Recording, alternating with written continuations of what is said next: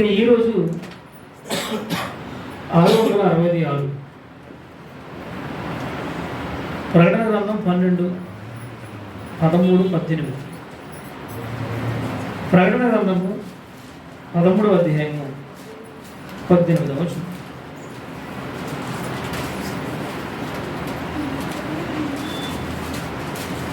ప్రకటన గ్రంథము 13వ అధ్యాయము 18వ వచనం.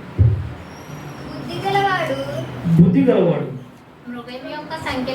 మృగము యొక్క సంఖ్యను లెక్కింపనివ్వు. అది ఒక మనుషుని సంఖ్య. ఆ సంఖ్య 666. ఇందులో జ్ఞానము కలదు. ఓకే. క్రూర మృగమును కూర్చున్నటువంటి సందేశాన్ని గత కొన్ని వారాలుగా మనం దాని అర్థం ఏంటో, దాని భావం ఏంటో,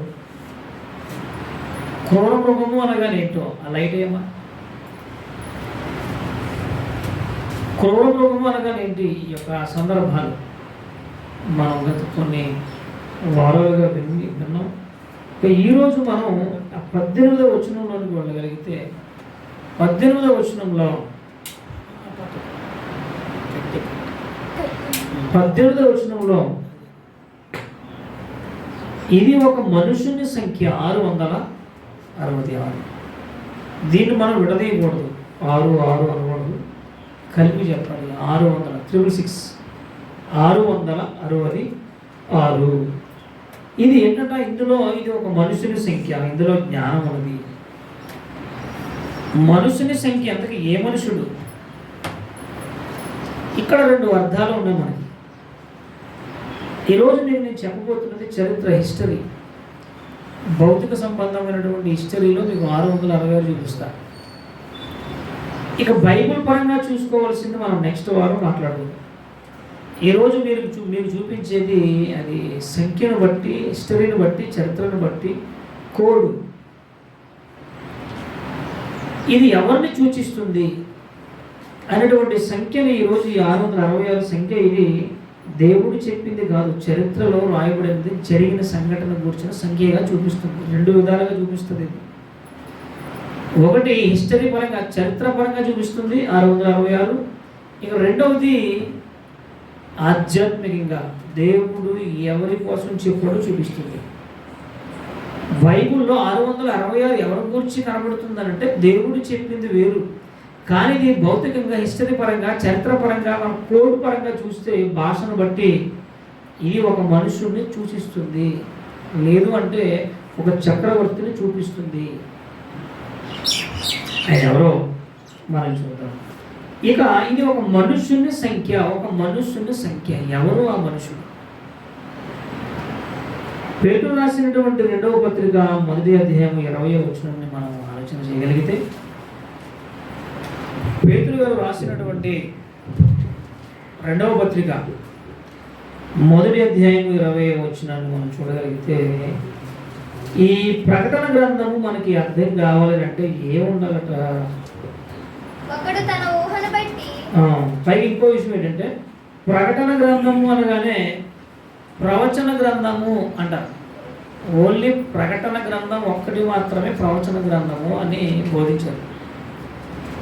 ప్రవచన గ్రంథము అనగానే ఒక్కటే కాదు, ప్రకటన గ్రంథం ఒక్కటే కాదు. మరి ఎక్కడి నుంచి ఎక్కడి వరకు అసలు ఆ ప్రవచన గ్రంథం అంటే ఏంటి? ఇప్పుడు చదవండి. 1వ అధ్యాయం 20. నిన్న యవనస్తుల కూడుకులో మీకు ఈ ప్రశ్న ఇచ్చాను నేను. 10 పాయింట్స్లో ఒక పాయింట్ వచ్చింది. ఇది ప్రవచన గ్రంథములు ఎన్ని? ఇప్పుడు చదవండి. ఒకడు తన ఊహను బట్టి చెప్పుట వలన లేఖనములలో ఏ ప్రవచనమును నెరవేరదు కానీ పుట్టదని మొదట మీరు తెలుసుకోవాలి.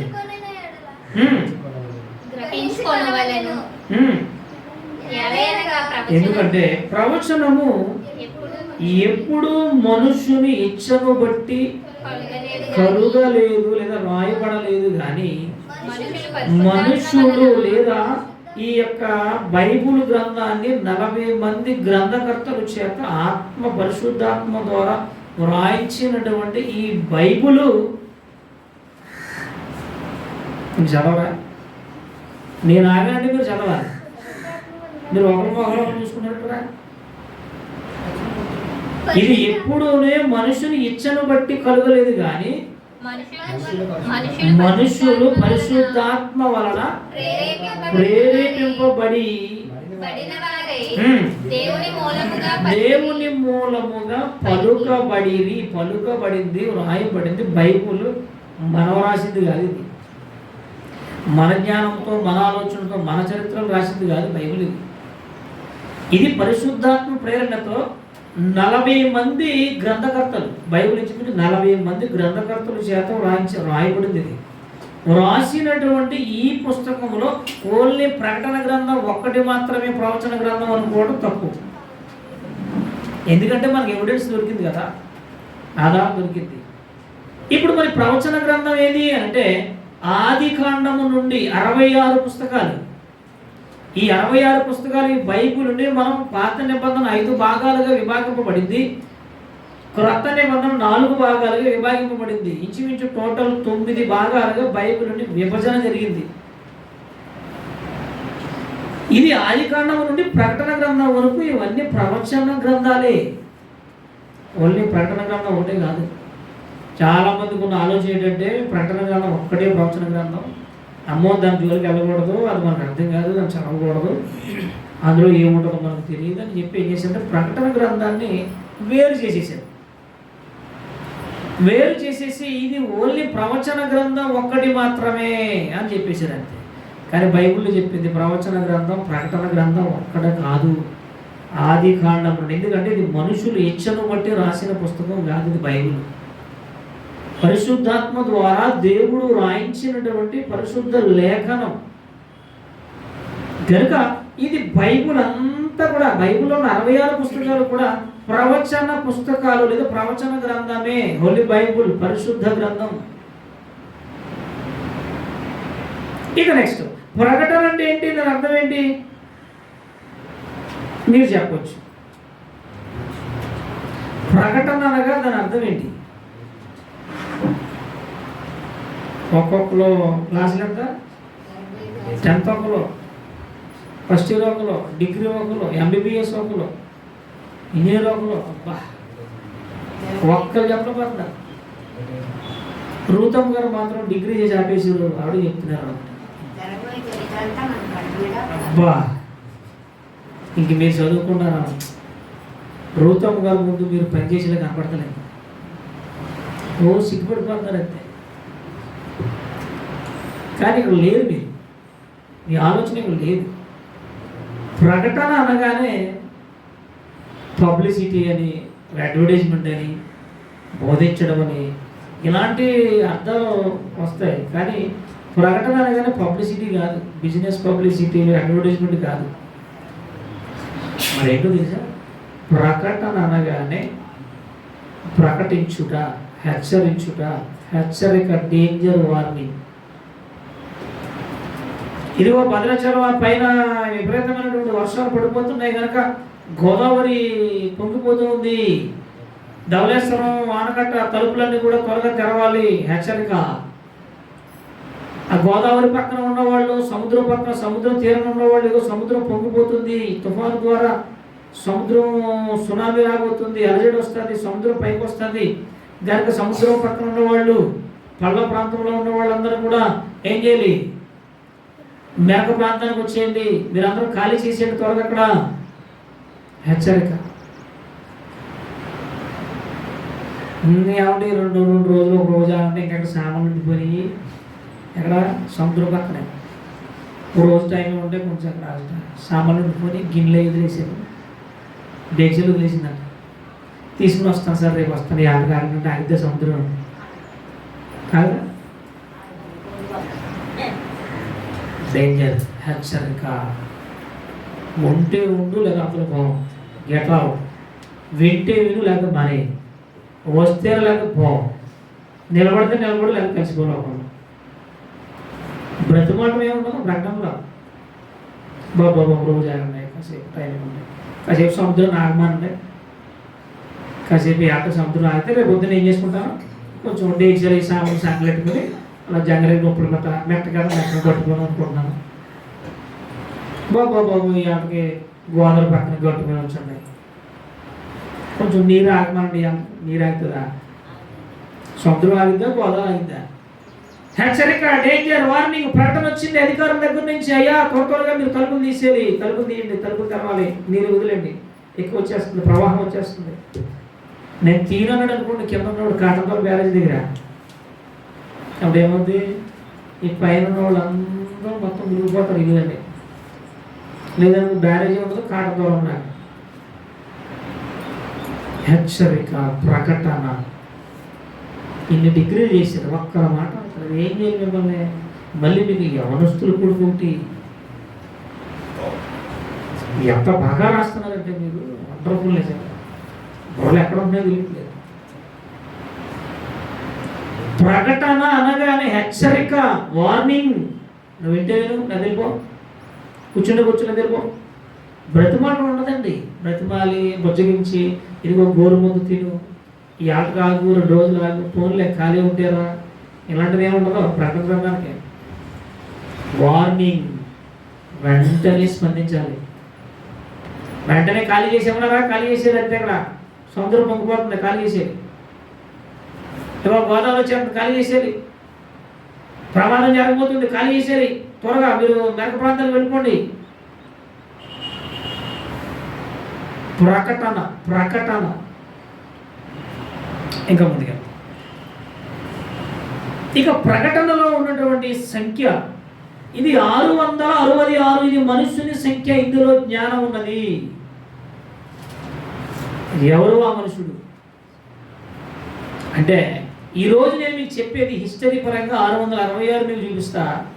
వచ్చే వారం బైబిల్ పరంగా దేవుడు చెప్పిన 666 చూపిస్తా. ఇక్కడ 2 కనపడుతున్నాయి మనం.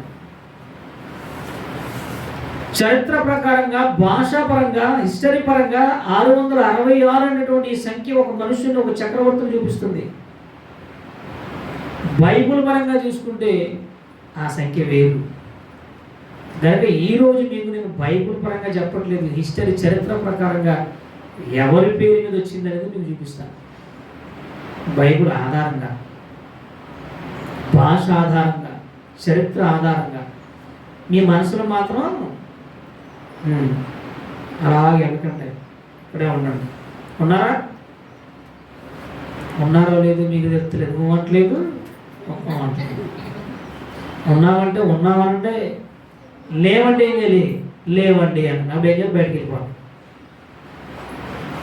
మందిరానికి వచ్చిన తర్వాత ఏం చేయాలి? కాస్త మన ఆలోచన వాక్యం మీద పెట్టాలి, బైబిల్ మీద పెట్టాలి. స్కూల్కి వెళ్తున్నాం, కాలేజీకి వెళ్తున్నాం, టీచర్ ఏదో చెప్పుకుంటారులేండి, మాస్టర్ పని పాట లేదు అని అనుకున్న స్టూడెంట్ రేపొద్దున పరీక్షలు వస్తాడు. ఏం రాయాలి? ఈరోజు నేను కాకరకాయ కూర బెల్లం వేసుకుని వండుకున్నాను. ఇందులోనే పరీక్ష. ఈరోజు నేను స్నానం చేయకుండా వచ్చేసాను గజ్జుల్లాగా, అదే పరీక్ష. రేపు నేను దమ్ బిర్యానీ వండుకుంటాను, అబ్బా పరీక్ష. ఆ టీచర్ చెప్పినాడు, బాబాయ్ ఇలా గుడ్లో తీసేస్తాను, ఏం వెళ్ళిపోతుంది సరే రాసేసుకుంటాను, మాస్టర్ అని చెప్పారు. అది రాసుకోకపోతే ఏమవుతుంది? రేపు పొద్దున పరీక్ష రాయడానికి అవకాశం ఉండదు. ఏం చెప్పడం, ఏం రాయాలో తెలియదు ఇక్కడ. అందుకే ఏం చేస్తారంటే స్టూడెంట్స్, పిల్లలు టక్ మరి మాస్టర్ టీచర్ చెప్పింది రాసేసుకుంటారు, పదే ముళ్ళు దేశాలు వేస్తుంటారు. ఎందుకంటే రేపు రాయాలిగా. కానీ సంఘం వచ్చేసరికి, బైబుల్ వచ్చేసరికి, లేదా సహవాసం వచ్చేసరికి వర్షం వచ్చింది కదండి, ఖాళీ లేదండి, కుదరలేదండి, పలానా చోటకి వెళ్ళానండి, సాంగ్ అనమాట. దయచేసి ఉన్న కొద్దిమంది అయినా కొంచెం ఏం చేయాలి? మీరు ఆలోచన వాక్యం మీద పెట్టండి. ఉన్నవాళ్ళైనా ఆలోచన పెట్టండి. 666 ఇది జ్ఞానం కలిగి ఉండాలి. ఏంటి జ్ఞానం? ఈ జ్ఞానం కలిగి ఉన్న హోషే గ్రంథం 14:9. ప్రకటన గ్రంథం మనకు అర్థం అవ్వాలంటే, అమ్మోది ప్రవచన గ్రంథం అండి, అందులో ఏదో సంఖ్యలు ఉంటాయండి, అంకెలు ఉంటాయండి, నెంబర్లు ఉంటాయండి, మృగాలు ఉంటాయండి, మాకు ఏం అర్థం కావట్లేదండి. ప్రకటన చాలా ఈజీ, కానీ జోలికి కావాలి. ఎందుకంటే ప్రవచన గ్రంథం అని 14:9 టక్మని చదవాలి. మీకు అర్థం కాదు, మళ్ళీ అడగండి. 14:9 వచ్చును. జ్ఞానులు ఈ సంగతులను వివేచించెదరు, బుద్ధిమంతులు వాటిని గ్రహించెదరు.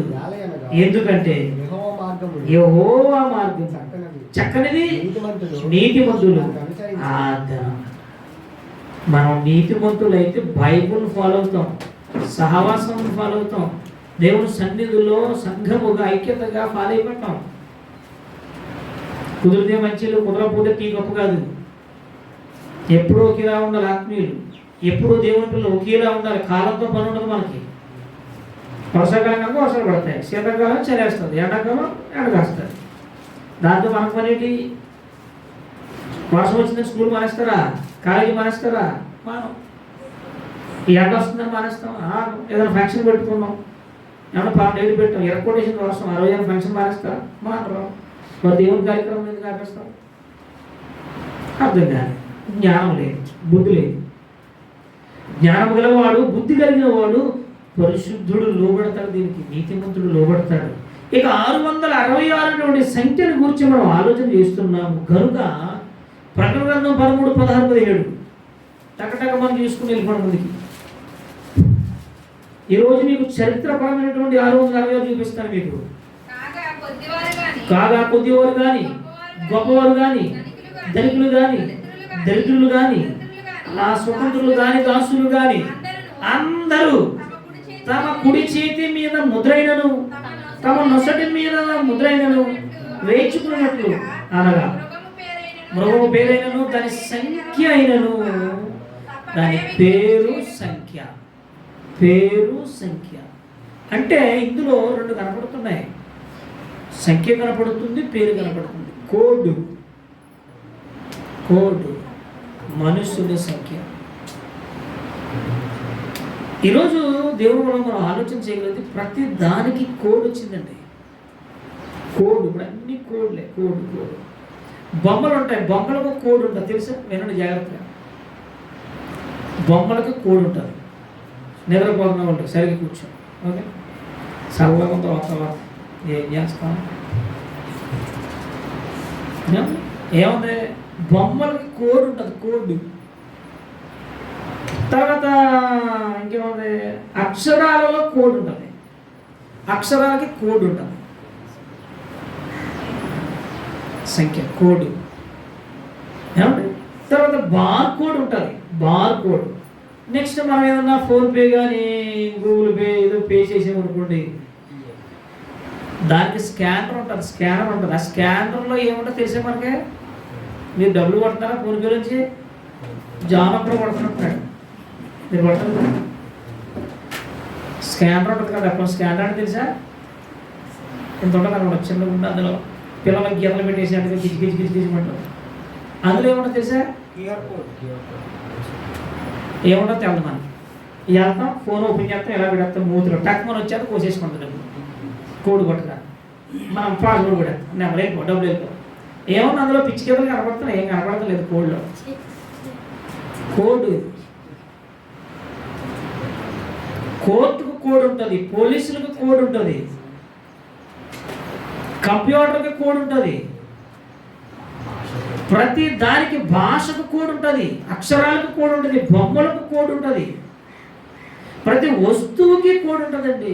ఈరోజు మనం వాడుకుంటున్నామే పేస్ట్, కోల్గేట్ బాగా వాడుకోండి, పళ్ళు తొందరగా ఊడిపోతాయి. కోల్గేట్ పేస్ట్లు వాడుతున్నాం, ఏదో పేస్ట్ మొత్తం మీద, దాని మీద ఏముంటాయి? కోడ్ ఉంటుంది. మనం వాడే సబ్బులు ఉంటాయి, సబ్బుల మీద కోడ్ ఉంటుంది, పేస్ట్ మీద, సబ్బుల మీద, పౌడర్ మీద, ఇంకా ఇంకా ప్రతి వస్తువు మీద, ఇది పెన్న మీద కూడా ఉంటుంది. ఏమైనా కనపడుతుందా మీకు? వాళ్ళు కనపడితే ఇందులో ఏమైనా అంకెలు ఉన్నాయా? ఇది ఏమైనా మీకు తెలుసా? తేవాలి. ఏంటికి గీతలు, ఏంటి గీతలు గీతలు గీతలు గీతలు గీతలు పెట్టేసి పిచ్చోళ్ళ ఉన్నాడు ఎవడో కంపెనీ వాడు. చివరికి మనం తినేటువంటి ఆహార పదార్థాల మీద స్టిక్కర్లు వేసేస్తారండి. స్టిక్కర్ మీద దాని కోడ్. ఈరోజు మనం షాపింగ్కి వెళ్ళాం, ఏదో సూపర్ మార్కెట్కి వెళ్ళాం, బజార్కి వెళ్ళాం, అందులో తీసుకున్న సామాన్లన్నీ తీసుకొచ్చి కౌంటర్లో పెట్టాలి. ఆడికి గంట తీసుకుంటాడు, AK-47 అది గంటలో చేస్తాడు, టిక్ రాగేస్తాం, టిక్ మళ్ళీ ఏముందంటే అందులో ఏం తెలుస్తలేదు మనకి. అది ఏదో మొత్తం మీద రెడ్ లైట్ వెలిగింది, అలాగా క్లిక్ మంటది, డబ్బులు వచ్చారు. డబ్బులే ఇందులో కోడ్లు ఏం కనపడతలేదు, డబ్బులు అంటే గీతలే కనపడితే డబ్బులు కనపడవు. అన్ని స్కాన్ చేస్తాడు, స్కాన్ చేసి తీసే మొత్తం బిల్లు అడిపోతుంది, వేసి 5,000 అయింది బిల్లు ఇచ్చేది. అందులో ఏముంది మనకు తెలియదు. కోడ్ ప్రతి దానికి కూడా చాలా మంది ఏం చేశారంటే ఇదేనండి 666 కోడ్ అని చెప్పేసి. తప్పు. అది కంపెనీ వాడు వేసుకున్న కోడ్. అది కంపెనీ వాడు కోడ్ ఉండదు, పాస్వర్డ్ ఉంటుంది, బ్యాంకులో కోడ్లు ఉంటాయి, కోర్టుకు సంబంధించిన కొన్ని సెక్షన్స్ ఉంటాయి, పోలీసులకు సంబంధించిన సెక్షన్స్ ఉంటాయి. ఏ సెక్షన్ ఏ తప్పు చేస్తే ఎందుకు చేద్దామండి. ఒక నేరానికి ఒక సంఖ్య, ఒక కోడ్. ఇక్కడే ఉన్నారా, ఉన్నట్టు ఉన్నారా, చల్లగా ఉంది, అలాగే వెళ్ళిపోతున్నారు అంతే, జారిపోతున్నారు. నా మాటలు ఎలా ఉన్నాయంటే జోలపాటలాగా ఉంటున్నాయి, కమ్మగా ఉంటున్నాయేమో, అలా వెళ్ళిపోతున్నాయి. ఇంకేం చెప్తాం, నేనేమో గీచుకుంటున్నాను ఇక్కడ. చూసారా కోడ్ ఎందుకు దేవుడు పెట్టుకున్నాడు, వాడికి అర్థం కాదు. వాడి డబ్బులు వాడి అకౌంట్లో వాడికి పడ్డానికి అందరికీ కోడ్లు ఉంటాయి. ఒక కంపెనీకి కోడ్ ఉంటుంది, ప్రతి దానికి కోడ్ పాస్వర్డ్. మనుషుని సంఖ్య అది 666.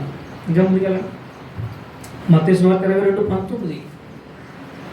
మత్తయి సువార్త 22:19 వచనాన్ని చూడండి. 19:20లో ఇది ఆల్రెడీ మనం చదువుకున్నాం.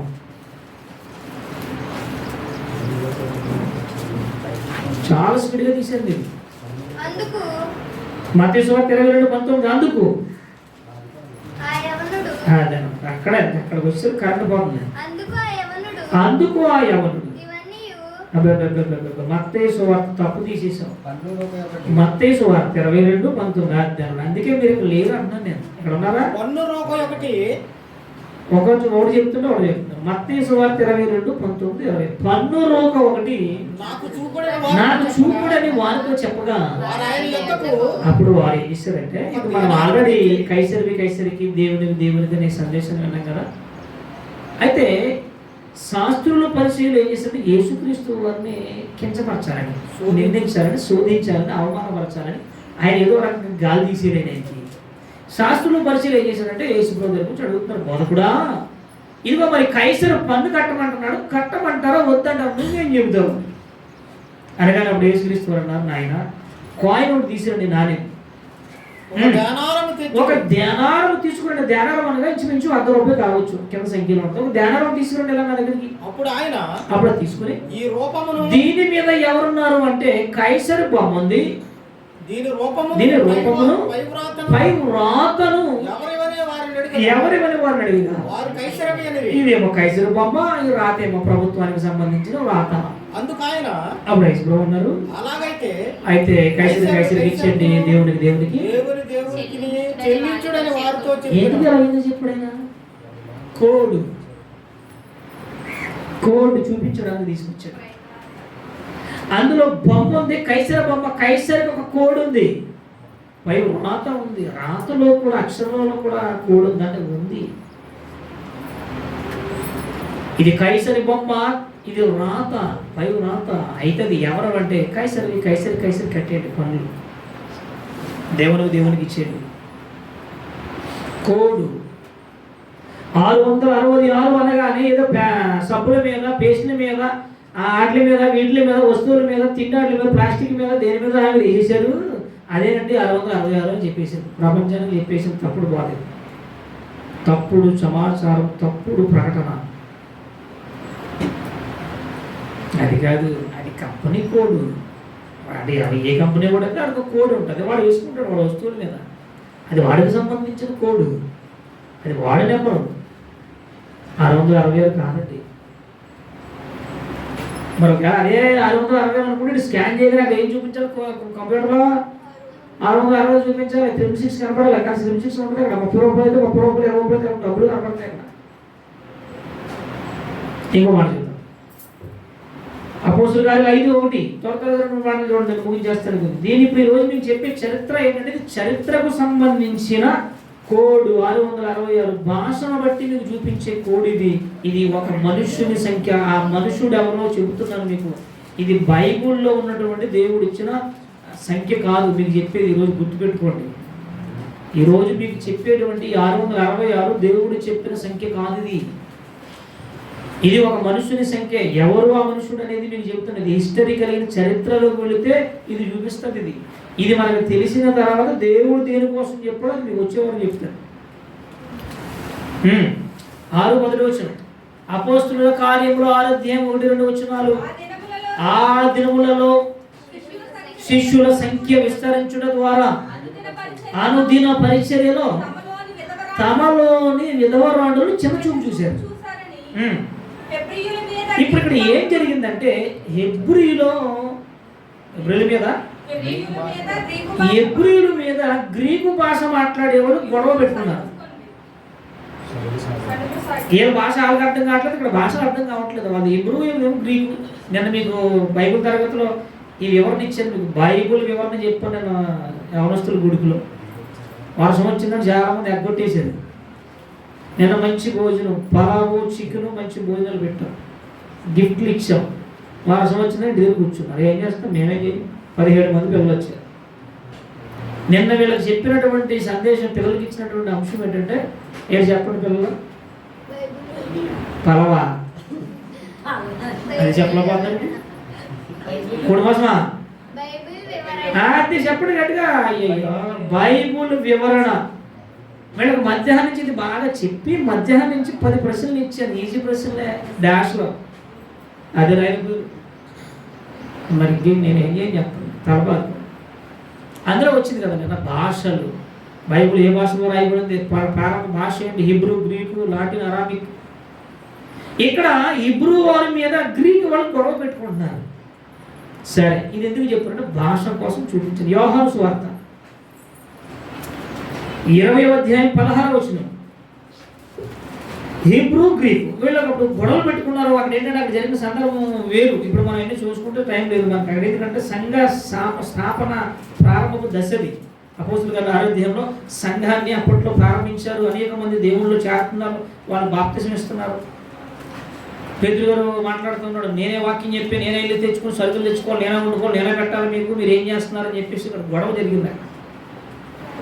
అప్పుడు కొంతమంది 7 యవనస్తుల్ని యూత్ని తయారు చేసి వాళ్ళకి అప్పగించారు బాధ్యతలు. ఆ సందర్భం అది 6వ అధ్యాయం. ఇప్పుడు 20వ అధ్యాయానికి రండి. యోహాను సువార్త 16. యేసు ఆమెను చూచి మరి అని పిలిచి ఆమె ఆయన వైపుకు చూచి ఆయన. ఇప్పుడు ఏం జరిగిందంటే యేసుక్రీస్తు వారు సమాధి చేయబడ్డారు. తిరిగి లేవగానే మరియ కనపడ్డాడు. మరియ కనపడగానే ఆవిడ కంగారు పడింది. అయ్యో నువ్వు చనిపోయే కదా నాయన, మళ్ళీ ఎలా లేచావు, ఎలా కనపడ్డావు అని చెప్పేసి హెబ్రూ భాషలో ఏమన్నదంటే రబ్బూని. రబ్బూని అనేటువంటి భాషకు మన తెలుగులో మనకు అర్థం అవడానికి బోధకుడా అని పిలిచిందంట మరియమ్మ. మరియ దేవుడు కాదు, మళ్ళీ చెప్తున్నాను నేను. మరియ దగ్గరికి వెళ్ళకండి. మరియను పూజించే అధికారం మరియకు లేదు. అది విగ్రహారాధన. మళ్ళీ చెప్తున్నాను, పని పాటలు ఏమి వెళ్తారు అక్కడ. మరియ దేవుడు కాదు, విగ్రహారాధన. మీకు ఎప్పుడైనా చెప్తాను ఈ పుణ్యక్షేత్రాల కోసం. ఈరోజు క్రైస్తవులు ఎంత తప్పు చేస్తున్నారు. యేసు వైపు చూసి మరి అన్నది రబ్బూని అన్నది. ఆ మాట మన తెలుగులో బాధకుడా. మనకి ఎప్పుడు రాదుగా, గ్రీకు రాదు, లాటిన్లో ఏ భాషలు రాదు, అరాబిక్ భాష. ఇది ప్రారంభపు భాషలు. ఇది ప్రారంభ భాషలు. ఇది ఇప్పుడంటే మనకు తెలుగు, కన్నడ, మలయాళం, తమిళ, తర్వాత ఒడిశా, గుజరాతీ, రకరకాల భాషలు వచ్చేసాయి. ఒక రాష్ట్రానికి ఒక భాష. మన దేశంలోనే 20 ఎన్నో రాష్ట్రాలు. ఎంత బాగా చెప్తున్నారంటే మీరు చాలా వండర్. చదువుకున్న వాళ్ళు కూడా ఎంత స్పీడ్గా ఉంటారో నాకు అర్థమైపోతుంది. తక్కువని చెప్పాలి. రాష్ట్రాలు ఏంటి? 3. అరే మన దేశంలో, మన భారతదేశంలో ఎన్ని రాష్ట్రాలు?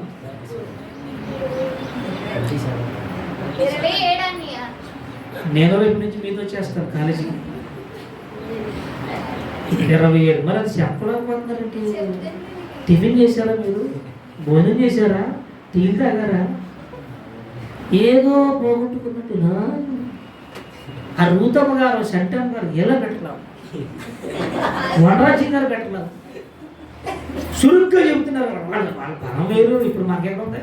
మీకు ఇంకా అసలు ఉండదు మొత్తం. శంటమ్మ గారు కూడా, శంటమ్మ గారు కూడా వాళ్ళే బాగా చెప్తున్నారు చక్కగా. ఎందుకంటే వాళ్ళకున్న బలం మీకు ఉన్నా చెప్పలే బాగా నాటకాలు. మళ్ళీ మనకి ఇంకోటి ఉంటుంది, మనకు మన సిగ్గు ఉంటే సిగ్గు బుద్ధి లేకపోతే. మన దేశంలో 27 రాష్ట్రాలు, 27 లేదా ఏదో అనుకోండి, ఒక్కొక్క రాష్ట్రానికి భాష. మనదేమో తెలుగుగా తెలుగు అంటే ఈ భాషల్లోకి మనం వెళ్ళగలిగితే భాషల్లో అంకెలు మారుతాయా? ఇప్పుడున్న మన భాషలో మారదాం. తెలుగులోనూ పది అంటాం, హిందీలోని పది అంటాం, ఇంగ్లీష్లోని పది అంటాం, తమిళ్లోని 10 అవుతుంది. 100 అంటాం. ఇంగ్లీష్లో, తెలుగులోనూ 100, ఇంగ్లీష్లో 100, హిందీలో 100, తమిళ్లో విలేజ్ అది అంటాం. మీకు తెలిసి చెప్పండి. 100. ఎందుకంటే తమిళుడు మన మధ్యకి వచ్చింది కదా. ఇలాగా భాష మారినంత మాత్రం సంఖ్య మారుతాయంటే అంకెలు మారు, భావాలు మారుతాయి, అర్థాలు మారుతాయి. కానీ హీబ్రూ గ్రీకు పదానికి వెళ్ళేసరికి అవి మారిపోతున్నాయి. ప్రారంభం భాషలు అది. ఇప్పుడంటే మనం తీసుకున్నాం 27 భాషలు. దేశానికో భాష, రాష్ట్రానికో భాష, జిల్లాకో భాష, ఊరికో భాష అయిపోయింది. కానీ ప్రారంభపు ఆదిమ తొలి భాషలకి హీబ్రూ, గ్రీకు లాంటి, అరామిక్ అప్పట్లో ఉన్నటువంటి ప్రారంభం. బైబుల్ కూడా హీబ్రూ భాష, గ్రీకు భాషలను ప్రింటింగ్ చేయబడింది. అది రాను రాను అలాగలాగా అన్ని భాషల్లోకి తర్జుమా అయిపోయింది. ఇప్పుడు మనం బైబుల్లోకి వెళ్ళి ఆలోచించిన మాట ఏంటంటే, ఇక్కడ హీబ్రూ భాషలో అర్థం ఏంటంటే రబ్బూని, రబ్బూని. ఇప్పుడు ప్రకటన గ్రంథము 9వ అధ్యాయం 11కి రండి. 666, 666. ఇది ఎవరి సంఖ్య? దీన్ని విడగొట్టకూడదు. 666 అనకూడదు, 666. దీన్ని ఇలా ఉంచి ప్రకటన 13:18 రండి. తర్వాత వెళ్దాం. దీన్ని అలా పట్టుకోండి. 9, 11 అలా పట్టుకోండి. బుద్ధి గలవాడు 18 వచ్చిన బుద్ధి గలవాడు మృగము యొక్క సంఖ్యను లెక్కింపనిము, అది ఒక మనుష్యుని సంఖ్యయే. ఆ సంఖ్య 666. ఇందులో జ్ఞానం ఉన్నది. దీని ముందు అంకె ఉంది చూడండి. మాట్లాడేది ఉందా? కిందకి వెళ్ళండి. ఒక అంకె ఉంది కదా, ఇందులో జ్ఞానం ఉన్నది. దాని ముందు అంకె ఉంటుంది. ఇది ఒక మనుషుని సంఖ్య అని, ఇందులో జ్ఞానం ఉన్నది. దీని రెండింటి మధ్యలో గీత ఒక అంకె ఉంటుంది. ఆ అంకె కిందకి వెళ్ళిపోండి. ఏమా అక్కడ ఏముంది? చాలా స్పీడ్.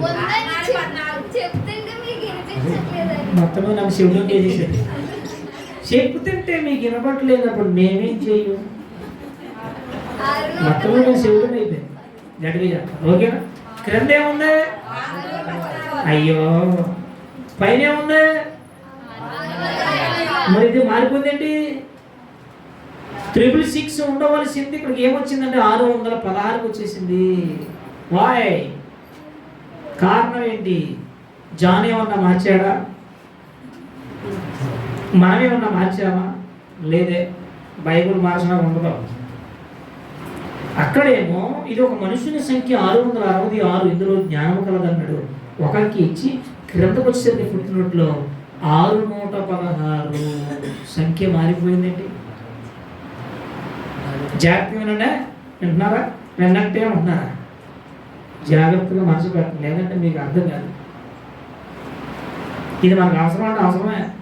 ప్రకటన గ్రంథం జోలికి ఎవరు వెళ్ళకూడదు. అబ్బో ప్రవచన గ్రంథం అంటే దాని జోలికి వెళ్ళకూడదంటే, అబ్బో అందులో అంటే దెయ్యాలు ఉన్నాయండి. ఇంక ప్రకటన గ్రంథం అంటే గ్రంథమే కాదు, దాన్ని అసలు ముట్టుకోకూడదు.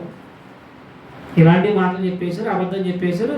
ఈ మన సబ్బుల మీద వాటి మీద ఉన్నటువంటి కోడ్ కోసం ఇదేనండి 660 మాకు ప్రపంచానికి తప్పుడు ప్రసారం వెళ్ళిపోయింది. ప్రకటన, హెచ్చరిక, వార్నింగ్, డేంజర్. ప్రకటనలోనికి వచ్చామంటే ఇంక వెనక ముందు చూడదండి. ప్రకటన టప్ప కొట్టుకుని పోతుంది. ఎవరు లెక్క చేయరు ప్రకటన. ఇప్పుడు సంఖ్య మారింది కదా, రైట్. ఎందుకు మారింది? ఇప్పుడు రండి 9:11 ప్రకటన గ్రంథం 9వ అధ్యాయం 11వ వచనం. పాతాళపు దూత వాటిపైన రాజుగా ఉన్నాడు.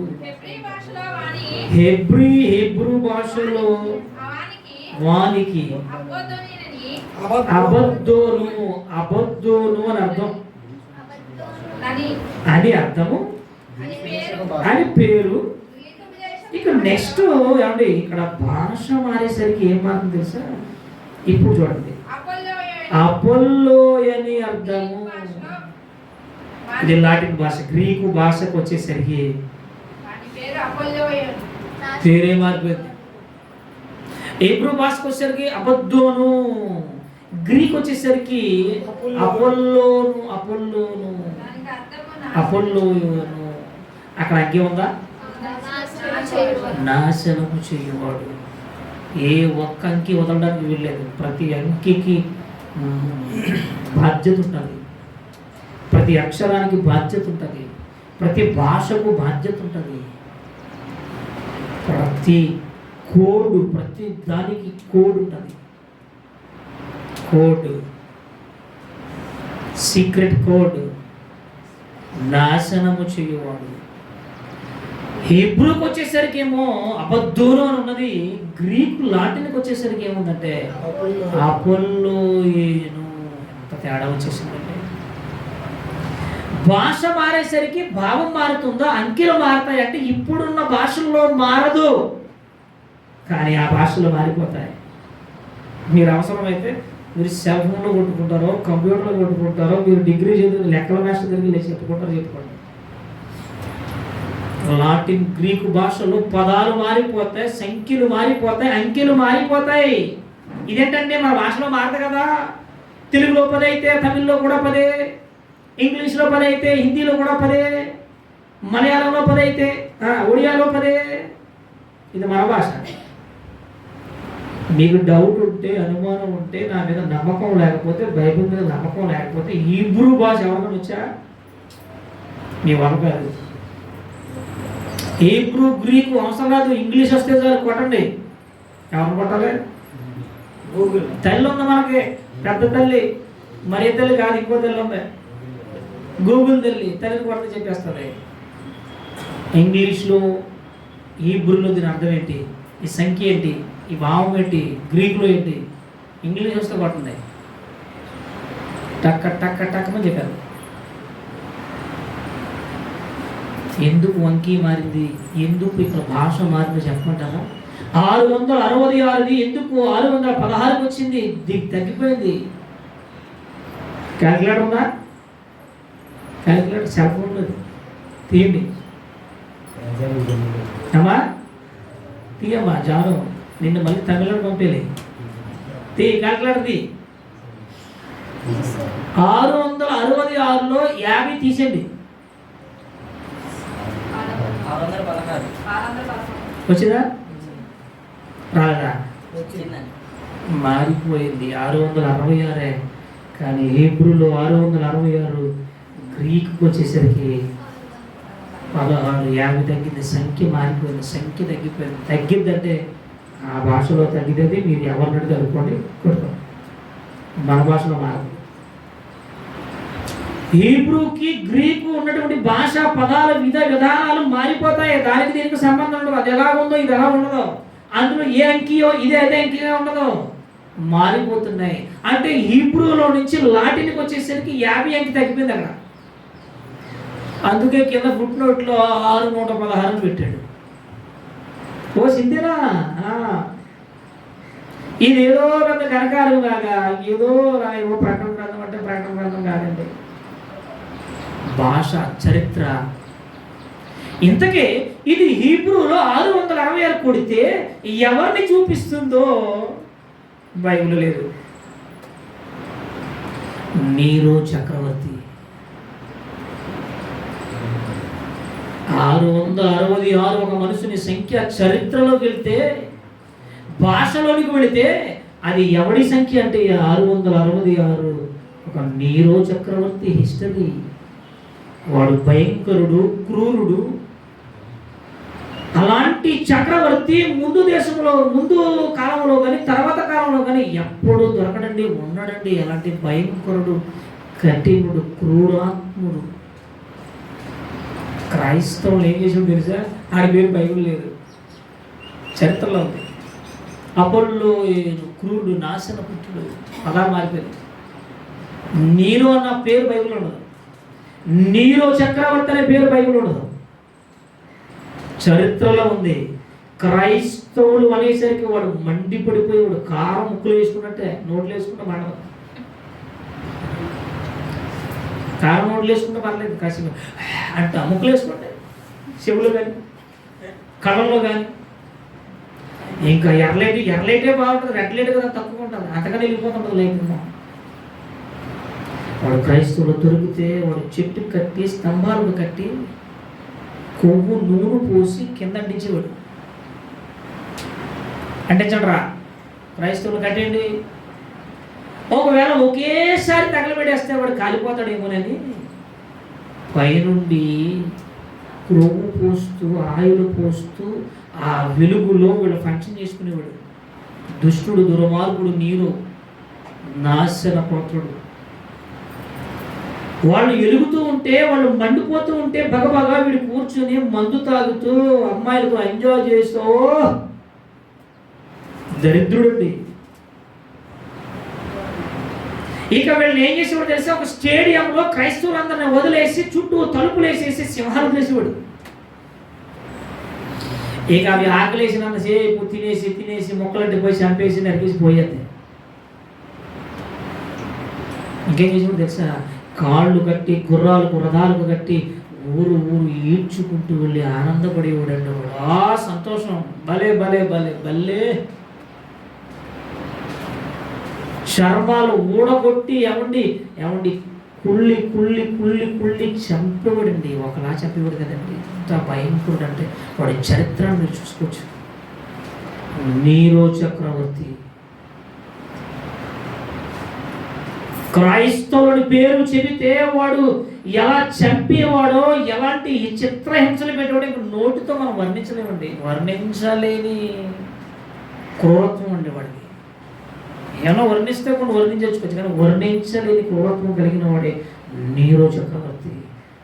హీబ్రూ పదంలోనికి వెళితే 666 ఎవరిది రాయిదంటే నీరో చక్రవర్తి చూపిస్తుంది హిస్టరీ. నీరో చక్రవర్తిది 666. అవును, అది చరిత్ర. అది బైబిల్ చరిత్ర కాదు, కోడ్ చరిత్ర, సంఖ్యల చరిత్ర, హిస్టరీ చరిత్ర, భాషా చరిత్ర. ఎవడిది రాయి 666 అంటే వాడు దుర్మార్గుడు నీరో చక్రవర్తిని చూపించేదే 666.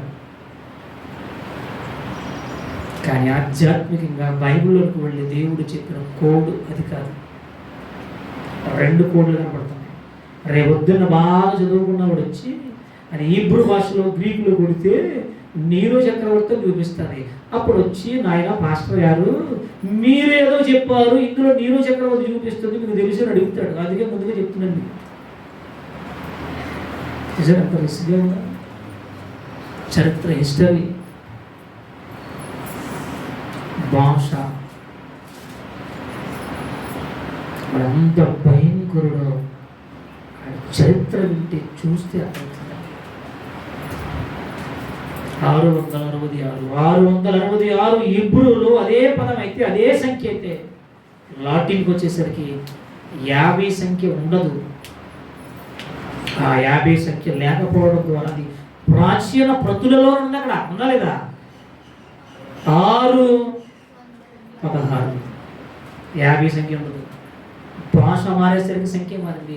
అందుకే క్రింద ఫుట్ నోట్లో దాని అర్థం కూడా దేవుడు ఎంత జ్ఞానం కలిగిన దేవుడు అంటే ఎందుకంటే మనం ప్రశ్నించడానికి కానీ, మనం అడగడానికి కానీ, మనం నిలదీయడానికి కానీ మన దగ్గర ఏ ఆధారాలు ఉండవు. బైబిల్ అంటే అంతే. ఒక సున్నా కానీ పొళ్ళు కానీ పట్టుకునే ఛాన్స్ ఈ భూమి మీద ప్రపంచ దేశాలలో మనిషి అన్న కూడా ఇప్పుడు దొరకండి. అంత జ్ఞానం ఉంది బైబిల్లో. అది పరలోక సంబంధమైన జ్ఞానం, అది పరలోకానికి చేరుకోవలసిన జ్ఞానం. అందుకే హోషేలో మనం చదువుకున్నాం, జ్ఞానం కలిగి ఉన్నవాడును, బుద్ధి కలిగి ఉన్నవాడును, నీతిమంతుడు మాత్రమే ఈ సంఖ్యలు లెక్కించగలడు. బైబుల్ అంటే అర్థమవుతుంది. ఎవరికి అర్థమవుతుందండి? ఎవరికి పడతారు అర్థం కాదు బైబుల్. అందుకే అపార్థం చేసుకుంటారు. కొన్ని ప్రసంగాలు చెప్పినప్పుడు, కొన్ని మాటలు చెప్పినప్పుడు పాస్టర్ గారు నా కోసమే చెప్పాడు. నీ కోసం కాదు, పక్కింటుల కోసం ఏంటి? బైబుల్ మాట్లాడుతుంది. నేను రాసుకోలేదుగా. మీరేమో రాశారా? ఎవరన్నా రాశారా? లేదు, దేవుడు రాశాడు. అంటే ఈరోజు దేవుడు నాతో మాట్లాడుతున్నాడు, నేను మారాలి. తిరుగుబాటు చేయకూడదు, అడ్డంగా మాట్లాడకూడదు. ఈరోజు దేవుడు నాతో మాట్లాడాడు, నేను మారాలి. నాలో లోపాలు ఉన్నాయి, సరి చేసుకోవాలి. అంతేగాని నా కోసమే చెప్పాడు పాస్టర్ గారు అంటే మీకోసం నాకేం తెలుసు? బైబుల్ అది పరిశుద్ధాత్మ దేవుడు మాట్లాడించాడు. అది మీకు వచ్చింది అనుకో, మీరు వెంటనే సరి చేసుకోవాలి. అమ్మో దేవుడు హెచ్చరించాడు, సరి చేసుకోవడం. చాలామంది చాలా సంఘాలు చేసే జరిగే తప్పు ఇదేనండి. ప్రార్థన చేయమంటే సంఘాలు మార్చేస్తున్నారు, వాకింగ్ చేయమంటే సంఘాలు మార్చేస్తున్నారు. ఏంటంటే గొడవ ఏంటంటే స్థిరత్వం ఉండదండి వీళ్ళకి. స్థిరత్వం, స్టాండర్డ్స్ ఉండవు, లోబడే తత్వం ఉండదు. అయ్యో సేపడు హెచ్చరించాడు, వాక్యంలో గద్దించాడు, సరి చేసుకోవాలని వెంటనే స్పందించాలి, ఇంకా బలపడాలి. ఇది లేదండి ఈరోజు ప్రజల్లో. సంఘం మార్చేదిగా ఈ గుడి కాబట్టి ఇంకో గుడి, సంఘం మార్చేస్తారా? స్థిరత్వం ఉండదా? అంటే వాక్యం నేర్చుకోరా? నీకు పరలోకం వెళ్ళడానికి జ్ఞానం వద్దా? ఆత్మ సంబంధమైనటువంటి ఆలోచనలు వద్దా? చరిత్ర హిస్టరీ ఎన్ని తెలియదు కదా. ఎవరు చెప్తారు చెప్పండి? అన్నీ అబద్ధాలా? దయచేసి ప్రభువును ప్రేమను ఉన్నది ఆలోచన చేయండి. ఇది ఒక మనుష్యుని సంఖ్య, అది నీరు చక్రవర్తి సంఖ్య. అది హిస్టరీ పరంగా, చరిత్ర పరంగా, భౌతిక సంబంధమైనటువంటి కోడ్ పరంగా నీరు చక్రవర్తిని చూపిస్తుంది. కానీ దేవుడు చెప్పిన కోడ్ ఇది కాదు, వేరే. అది వచ్చే వాళ్ళు మాట్లాడుకుందాం, కలుపుకోండి. దయగలిగిన దేవా, గొప్ప దేవా, కన్న తండ్రి, మీ వందనాలు. మీ మహాజ్ఞానం,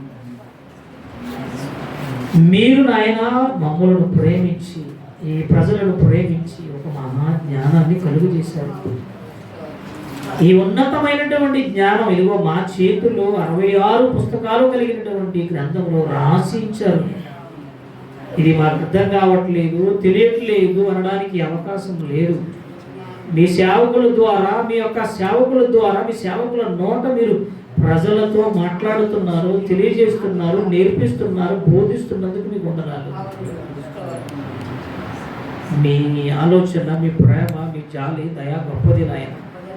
మేము మట్టి వారము, మానవులము, ఎన్నికలైన మమ్మలను మీరు ఎన్నుకుని ఏర్పాటు చేసుకుని మీ వాక్యం అనే మహాజ్ఞానపు గనిలోనికి మీరు మమ్మల్ని మీరు నడిపిస్తున్నందుకు వందనాలు అయ్యా. మేము ఇంకా ఆత్మీయ జీవితంలో, నీతిమంతుల జీవితంలో మీకు ఇష్టమైనటువంటి భక్తి భావాలతో కలిగి, మీకు నచ్చినటువంటి జీవితాన్ని కలిగి, మీ వాక్యానికి లోబడి, మీ మాటకు లోబడి, తగ్గింపు జీవితం కలిగి, మీ వాక్యానుసారంగా జీవించగలిగే జీవితాన్ని, ఆత్మబంధాన్ని మీ బిడ్డలందరికీ కలుగు చేసి, చెప్పబడిన ఈ మాటలు ప్రభువా అర్థం చేసుకుని మీ ఉన్నతమైనటువంటి లోకానికి వారసులు అవ్వగలిగే స్థితిని మీ బిడ్డలందరికీ దయచేసి తదుపరి కార్యక్రమం తోడుకుంటూ మహిమ పొందమని. ఇది 666 సంఖ్యను కూర్చున్న వివరణ, ఎన్నో లోతైనటువంటి సందర్భాలు మీరు మీ బిడ్డలకు బోధించారు, వినిపించారు. వందనాలు, స్తోత్రాలు చెల్లిస్తారు. ఇంకా మరికొన్ని సంగతులు వచ్చేవారు మీ చిత్తమైతే మరిన్ని సంగతులు వినడానికి కృప చూపి సహాయం చేయమని యేసుక్రీస్తు వారి నామములో ప్రార్థిస్తున్నాము తండ్రి. ఆమేన్, ఆమేన్. అందరికీ వందనాలండి. తదుపరి కార్యక్రమం వెళ్ళిపోతాం.